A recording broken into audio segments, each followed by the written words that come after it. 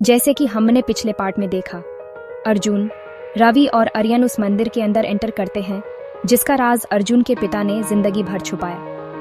अंदर एक चक्रव्यूह बना होता है और उसके बीच एक तख्त जिसमें एक मूर्ति बंद आंखों के साथ होती है। मंदिर के अंदर की हवा इतनी भयानक थी कि सब कुछ सन्नाटा सा लग रहा था। अर्जुन को महसूस होता है कि कुछ तो जिंदा है, कुछ उन्हें दिख रहा है। मूर्ति के पास जाते ही अर्जुन की तलिस्मनी छवि गर्म होने लगती है। उस छवि का रंग लाल हो जाता है और मूर्ति की आंखें धीरे धीरे खुलने लगती हैं। ये मूर्ति नहीं, ये कुछ और है। अर्जुन ध्यान से देखता है तो उस मूर्ति का चेहरा धीरे धीरे बदलने लगता है। पहले अर्जुन की माँ, फिर पिता और फिर खुद अर्जुन का चेहरा दिखाई देता है। हाय, ये मूर्ति तेरी रोज से जुदी हाय।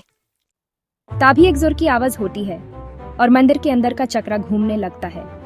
अर्जुन के पैर जमीन में धंस जाते हैं और उसकी आंखों के सामने कुछ पुरानी यादें चलने लगती हैं, जैसे किसी ने उसके दिमाग में एक पूरा फ्लैशबैक भर दिया हो।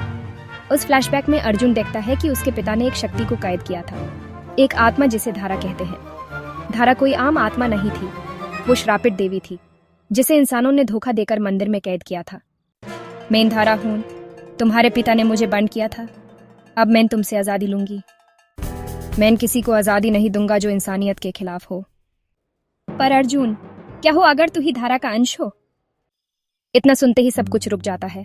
अर्जुन शौक में होता है। उसके हाथ से छवि गिर जाती है और धारा की आत्मा हवा में उठकर बोलती है, धारा, वो मैं लौट आई हूं। अगला पार्ट जानने के लिए सब्सक्राइब करें द क्वीन स्टोरी को और जानिए आगे की कहानी।